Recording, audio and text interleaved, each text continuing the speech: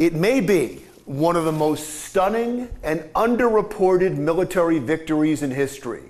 Remember when ISIS was considered our most feared enemy? It was just 2 years ago that a poll showed 84% of Americans saw ISIS as the most critical threat to our national security.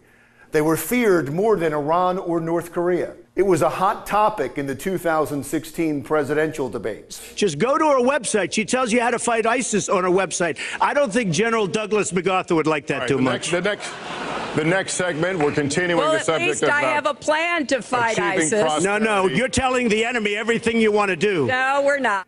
You see, Donald Trump had a much simpler plan. I'm going to bomb the shit out of them.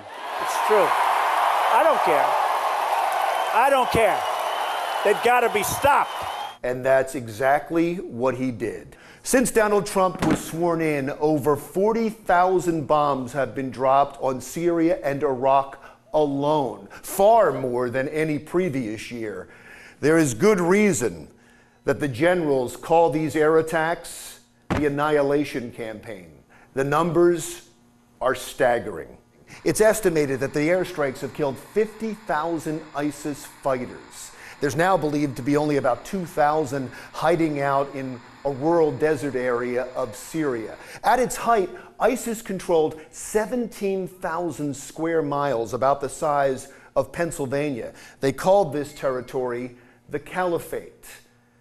It's the empire that's supposed to be ruled by Muslim extremists. Now the Caliphate is all but Calliput.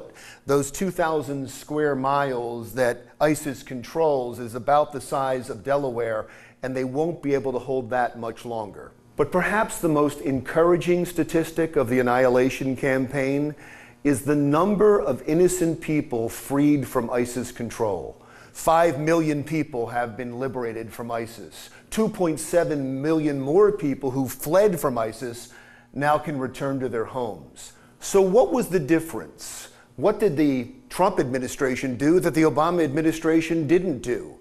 That can be summed up in the answer that President Trump gave to the press when asked if he authorized the dropping of the Moab bomb, also called the mother of all bombs, the largest non-nuclear bomb in the world, dropped on a series of caves in Afghanistan. Here's how Donald Trump answered. Did you authorize it, sir? Everybody knows exactly what happened. And what I do is I authorize my military. It turns out that Trump found out about the bomb drop after it happened. You see, his strategy is simple. He gets out of the way and allows the generals to take any action they deem necessary. Under President Obama, sorties would take off on a bombing mission, but before they could drop their payloads, Washington would have to be called for permission. It was often denied, and the bombers would return without dropping a single bomb. That doesn't happen now, and the results speak for themselves. They have to speak for themselves because no one else is speaking about it. The decimation of ISIS and the Caliphate has received little attention from the media as compared to, say, the Russia investigation or the NFL protests. It's the greatest military victory that nobody knows about. You see, in a country divided by politics, it seems few people want to give credit for any success. And that's a shame, because there are men and women risking their lives to keep us safe. On New Year's Day, another U.S. soldier was killed in Afghanistan. 6 others were injured in a firefight.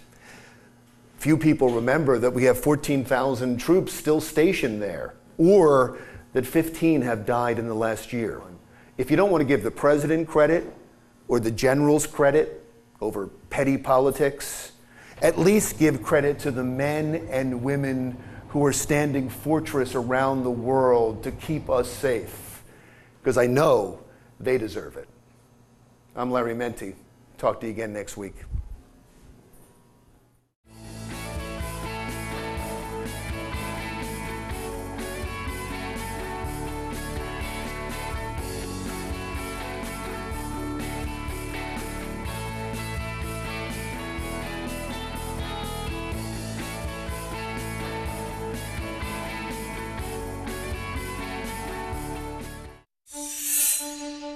There are those who dedicate themselves to a sense of honor, to a life of courage, and a commitment to something greater than themselves.